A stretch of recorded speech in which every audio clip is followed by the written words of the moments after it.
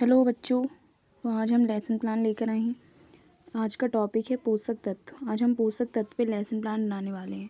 तो सबसे पहले हमें लेफ़्ट साइड में दिनांक, कक्षा, विषय, उपविषय, अवधि, कालांश डालना होता है और फिर प्रकरण डालते हैं। जो इस टॉपिक पर आप लेसन प्लान बना रहे हैं वो टॉपिक प्रकरण होता है। फिर हमें सामान्य उद्देश्य लिखने होते हैं। सामान्य उद्देश्य जो होते हैं वो विषय से संबंधित होते हैं, जिस विषय का लेसन प्लान आप बना रहे हैं। तो ये विज्ञान विषय का लेसन प्लान है, तो सामान्य उद्देश्य विज्ञान विषय से संबंधित होंगे। तो हमारा इस विषय को पढ़ने का उद्देश्य क्या है कि विज्ञान विषय के प्रति छात्रों की रुचि का विकास करना, छात्राओं को दैनिक जीवन में जीव विज्ञान की उपयोगिता बताना, छात्राओं में वैज्ञानिक दृष्टिकोण व तार्किक शक्ति का विकास करना, छात्राओं में प्रयोग करके सीखने की आदत का विकास करना, जो कि विज्ञान से आती है। फिर आते हैं विशिष्ट उद्देश्य।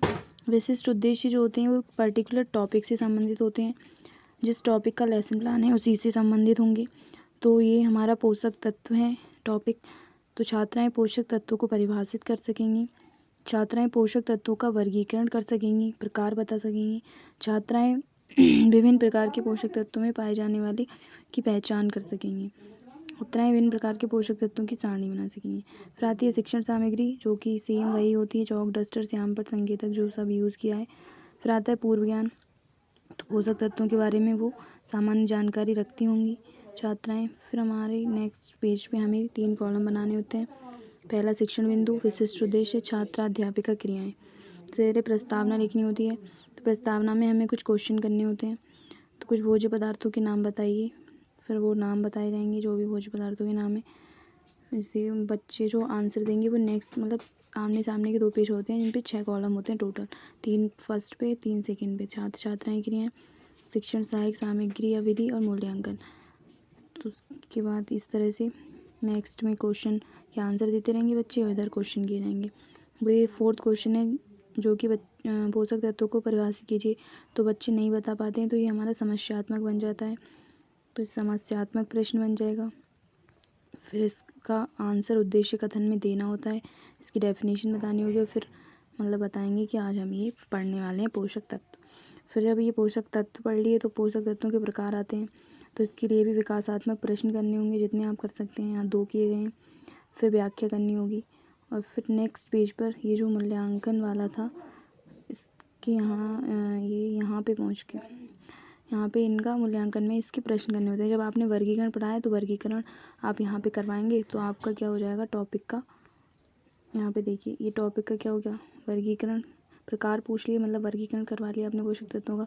तो छात्राएं ये विशिष्ट उद्देश्य बन के आएगा कि पोषक तत्वों का वर्गीकरण कर सकेंगी, जो कि हमने स्टार्टिंग में विशिष्ट उद्देश्य में पढ़ा भी था।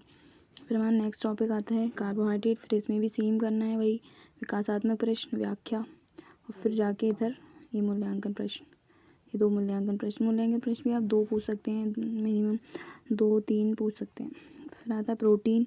प्रोटीन में भी आप विकासात्मक प्रश्न करेंगे। फिर ये यहाँ पे ये देखिए ये TLM यूज़ किया गया है। तो जब ये जो TLM आप क्लास में बच्चों को दिखाने वाले हैं उसका नमूना यहाँ दिखा सकते हैं। और आपने ब्लैक बोर्ड का इस्तेमाल किया है, ब्लैक बोर्ड पर कुछ लिखना है तो वो भी आपको यहाँ चिपकाना पड़ेगा बना के नमूने के तौर पर। फिर ये नेक्स्ट आता है वशा। तो वशा का भी सेम विकासात्मक प्रश्न, व्याख्या।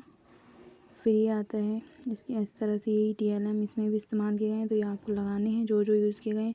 मूल्यांकन प्रश्न करने हैं, प्रोटीन के हो गए, वसा के हो गए, मतलब जो भी टॉपिक है सबके लिए मूल्यांकन प्रश्न है। ये विटामिन हैं, फिर इसके भी विकासात्मक प्रश्न, व्याख्या और फिर ये पुनरावृत्ति। ये देखिए पुनरावृत्ति प्रश्न आते हैं लास्ट में, वही सब कि जो अब तक पढ़ाया है उसे रिकॉल करवाने के लिए, पूछने के लिए। फिर पोषक तत्वों को परिभाषा आपने पढ़ाई है उससे पूछ सकते हैं आप। फिर ये भी आप 5-6 कर सकते हैं। तो ये देखिए ये 2nd, 3rd, 4th, 5th question किए हैं, 6 भी कर सकते हैं। जितने क्वेश्चन एक टॉपिक से बन पाते हैं उतने आप कर सकते हैं। फिर आप ये देखिए गृह कार्य देना है लास्ट में। तो ये गृह कार्य आपको श्यामपट्ट पे देना होता है। तो ये श्यामपट्ट पे यहाँ पे गृह कार्य लिख के आप चिपकाएंगे। और ये लपेट श्यामपट्ट सार है जो क्लास में ले जाया जाता है। तो इसमें जितना भी आपने पढ़ाया है वो सब आप इसमें लिखेंगे लपेट श्यामपट्ट सार में। तो ये था हमारा लेसन प्लान। आई होप कि आपको समझ आएगा और आप अच्छे से कर पाएंगे। Thank you. और इस तरह के लेसन प्लान देखते रहिए। और भी चैनल पे लेसन प्लान है, आप जाके देख सकते हैं। धन्यवाद।